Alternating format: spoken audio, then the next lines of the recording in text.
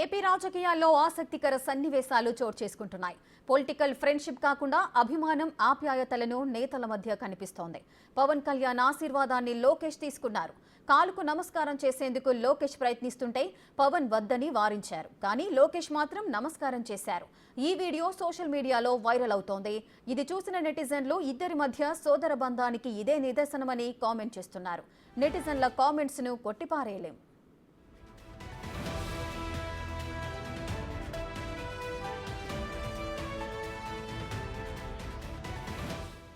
TDP అధినేతను కూటమి సీఎంగా ప్రకటించిన సందర్భంలోనూ ఇలాంటి సన్నివేశమే చోటు చేసుకుంది.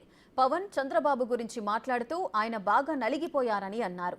చంద్రబాబు జైల్లో ఉన్నప్పుడు నారా కుటుంబం ఎంత క్షోభకు గురైందో పవన్ వివరించారు. ఆ మాటలు, ఆ విజువల్స్ చూసిన చాలా మంది భావోద్వేగానికి లోనయ్యారు.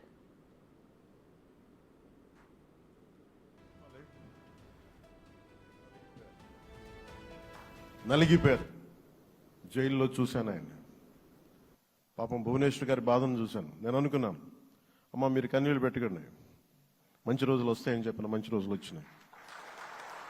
వారికి మనస్ఫూర్తిగా వారికి నా హృదయపూర్వక శుభాకాంక్షలు. మీరు అద్భుతమైన పాలన ఇవ్వాలి అందరికీ మనస్ఫూర్తిగా మీకు నేను తెలియజేసుకున్నాను సార్.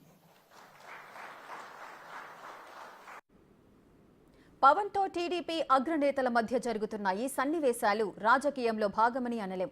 ఎందుకంటే రాజకీయ మిత్రుడిగానే కాకుండా అంతకు మించి చంద్రబాబు కుటుంబానికి పవన్ కళ్యాణ్ అండగా నిలబడ్డారు. చంద్రబాబు అరెస్టు తర్వాత టీడీపీ శ్రేణుల్లోనే కాదు, నారా కుటుంబంలో కూడా ఆత్మస్థైర్యం తగ్గింది. జైలుకు వెళ్లి చంద్రబాబుకు ధైర్యం చెప్పి పవన్ పొత్తును ప్రకటించారు.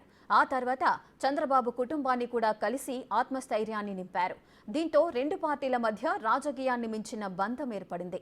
అందుకే రెండు పార్టీల మధ్య ఓట్లు కూడా 100% ట్రాన్స్ఫర్ అయ్యాయి.